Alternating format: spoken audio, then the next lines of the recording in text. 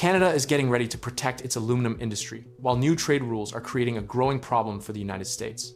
Canadian producers are receiving support, but American factories now face higher costs and tougher choices. If this continues, making cars and other products could become much more expensive, making it even worse for the US. The Trump administration escalated Section 232 tariffs on Canadian aluminum from 25% to 50%, the highest rate ever applied to Canadian aluminum in the history of the bilateral trade relationship. Canada supplies approximately half of all primary aluminum consumed in the United States annually. American smelters do not have sufficient capacity to replace that volume on any near-term timeline. Detroit's automotive sector, which embeds hundreds of pounds of aluminum in every vehicle it manufactures, now pays input costs at the highest level in the modern history of North American industrial production. And Canada's federal government is actively preparing direct financial support for aluminum producers who cannot absorb the extended cost of selling into a 50% tariff wall. The federal government's June 19th, 2025 announcement from Finance Minister François-Philippe Champagne documented 6 specific measures Canada is deploying in response to the escalation. First, Canada adjusted its existing counter-tariffs on steel and aluminum products on July 21st, 2025, to levels consistent with a broader trading arrangement negotiations underway with the United States. Second, effective June 30th, 2025, the federal government began implementation of reciprocal procurement policies, limiting access to federal contracts to suppliers from Canada and from trading partners that provide reciprocal access to Canadian suppliers. Third, the government established new tariff rate quotas of 100% of 2024 levels on imports of steel products from non-free trade agreement partners to stabilize the domestic market and prevent trade diversion.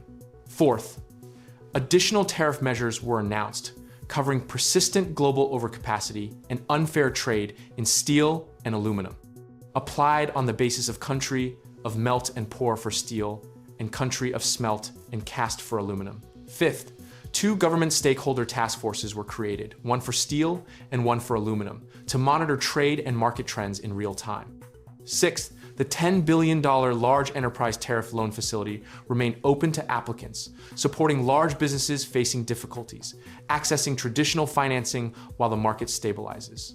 Canadian workers and industries can count on us. While we continue to aim for an agreement with the United States, we are taking strong, targeted action to respond to the unjust American tariffs and to protect the integrity of our steel and aluminum sectors, Champagne stated.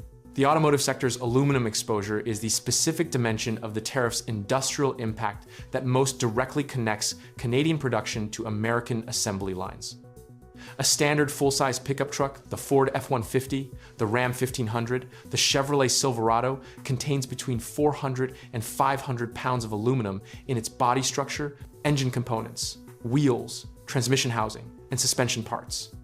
The F-150's aluminum-intensive body, introduced in the 2015 model year, consumes more aluminum per vehicle than any other model in the best-selling segment of the American automotive market.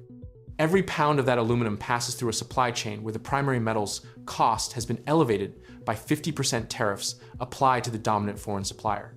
General Motors warned investors in early 2026 that tariffs could cost the company between $3 billion and $4 billion during the year, a figure that includes both aluminum and steel exposure across its North American production network. The Bank of Canada's analysis of the tariff's broader economic impact on Canada identified the aluminum and auto sectors as among the most exposed to the direct cost of American trade measures.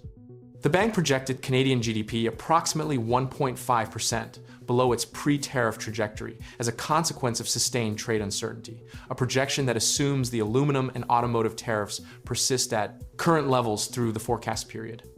That GDP shortfall represents the aggregate economic cost absorbed by Canadian producers, workers, and the communities where aluminum smelters and auto parts manufacturers operate. Quebec is home to 9 of Canada's 10 primary aluminum smelters. The province accounts for the overwhelming majority of Canadian aluminum production, a concentration that reflects decades of investment in hydroelectric infrastructure that makes Quebec aluminum among the lowest cost, lowest carbon primary aluminum produced anywhere in the world. The specific carbon advantage of Quebec aluminum produced using hydroelectric power rather than fossil fuel-powered electricity is what makes it commercially attractive to European and Asian buyers who are simultaneously competing for the same Canadian supply that the American tariff is making more expensive in the US market. That competition is the mechanism through which the 50% tariff produces the supply redirection documented since mid-2025. As selling into the American market becomes less profitable due to the tariff, Canadian producers divert a portion of their output toward European buyers, paying Brent-adjacent LME pricing without any tariff wedge. The US Midwest premium for aluminum, the regional surcharge American manufacturers pay, on top of the London Metal Exchange base, price reached a record $2,182 per metric ton in early 2026, more than double the previous record set during the 2022 supply chain crisis. That premium exists because American manufacturers cannot replace Canadian supply with domestic production at equivalent cost. And the 50% Section 232 tariff on Canadian aluminum has made existing supply more expensive without creating the domestic alternatives the tariff was supposed to incentivize.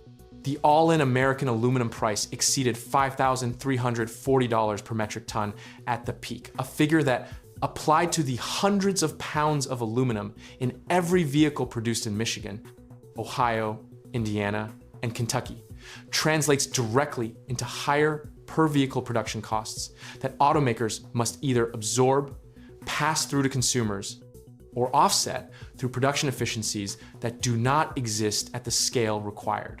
Prime Minister Carney met directly with auto industry executives to discuss the tariff situation and its impact on the integrated North American supply chain. The meetings documented in global news reporting from the period reflect the federal government's acknowledgement that the automotive and aluminum sectors cannot be treated as separate policy files when their supply chains are functionally integrated. A tariff on Canadian aluminum is simultaneously a tariff on the input material that American automakers need to build the vehicles that Canadian auto workers assemble and ship south. The bilateral damage is asymmetric but mutual. We will take the time we need to negotiate the best deal for Canada, but no longer. In parallel, we are ensuring that workers and industries are protected from the unjust US tariffs.